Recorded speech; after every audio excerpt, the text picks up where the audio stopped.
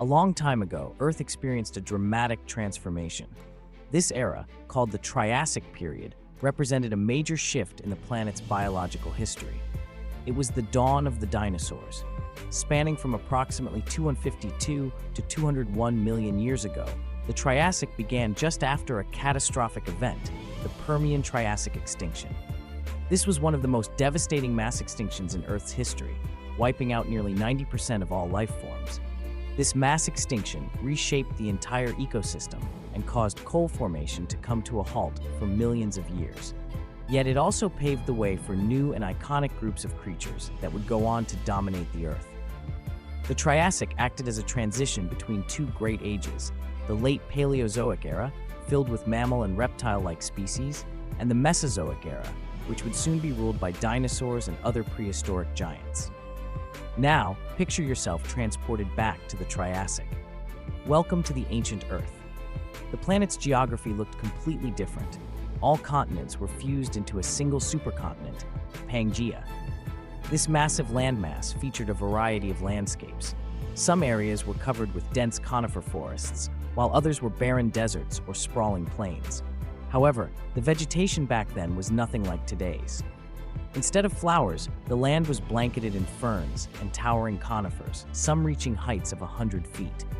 These ancient forests were filled with unfamiliar trees, creating a setting unlike any modern woodland. As you venture deeper, you'd encounter strange and primitive animals. Land-dwelling reptile-like creatures such as Lystrosaurus roamed freely. Overhead, the skies were ruled by the first pterosaurs, the earliest flying vertebrates, with their elongated jaws and tails. Massive amphibians like the temnospondyls thrived in rivers and lakes. Meanwhile, the early marine reptiles were beginning to populate the oceans. Although reptiles were the dominant species, the earliest ancestors of mammals also existed, lurking in the shadows and avoiding attention. But the real game changer of this era was the emergence of dinosaurs. Around 240 million years ago, the very first dinosaurs made their appearance. These were not the colossal beasts we think of today. They were small, quick, and agile. So now imagine, you're stranded in the Triassic with just 2 bottles of water. What would you do? Your survival would largely depend on where in Pangaea you ended up. If fate placed you in the middle of one of its vast deserts, you'd face scorching heat and dry, unforgiving terrain, some areas even more extreme than today's Sahara. Gigantic mountain ranges, taller than today's Himalayas, line some of these deserts, making escape even more difficult. In such conditions, your 2 water bottles wouldn't last long. But don't lose hope. Small oases existed, even in harsh environments. Look out for greener areas, more plant growth, more pines, or as of bird activity. They might lead you to water. In forested regions, you'd need to be extremely cautious with your water use, valuing every drop. Just like today, rivers and streams in the Triassic would be good places to search for clean water. You could follow the sound of flowing water, animal trails, or clusters of lush vegetation. Rainwater would also be a valuable resource, cleaner than river water, and you could collect it using leaves or handmade containers. Digging into damp soil might also reveal hidden groundwater.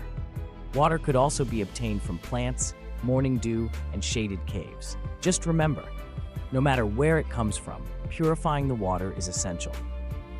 Since there was no coal at the time, you'd have to rely on basic filtering methods like sand and leaves. Once hydration is somewhat managed, your next priority would be safety. The Triassic was full of dangerous creatures. Giant insects like Titanoptera or Gigatian roamed the landscape, some over 1.4 feet long, armed with sharp body parts that could injure you severely.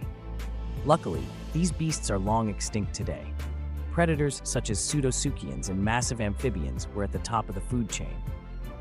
These crocodile-like creatures, some larger than humans, were expert hunters. A close encounter would likely be your last. Staying hidden and keeping distance from large animals would be critical.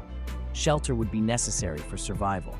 You'd have to construct something using available materials, branches, leaves, or even natural formations. But there's more. The day was shorter during the Triassic, less than 23 hours long. While that might not sound drastic, it could throw off your body clock, affecting your health over time. Still, with enough resilience, you might adapt. Next comes the search for food. Unfortunately, oxygen levels were lower during the Triassic, possibly around 12% compared to today's 21%. That means no fire. Since fire needs at least 15 to 16% oxygen to burn, you wouldn't be able to cook food or stay warm at night. Even breathing would be harder, like being on a high mountain all the time.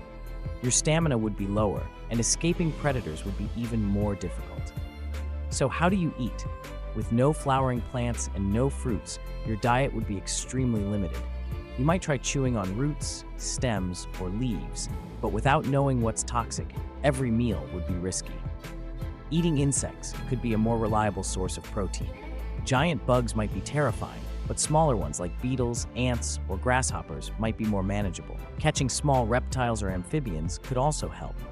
But without fruit, you'd be missing vitamin C, putting you at risk of scurvy. To make up for that, you'd need to get creative, eating fish eyes, making bark tea, or chewing bitter leaves. Surviving in the Triassic wouldn't be easy. But as a human, you have one great advantage: your ability to learn. With time, you could observe the animals, study plants, and slowly adapt to this ancient world. You might become a real pioneer of prehistory, curious, cautious, and clever.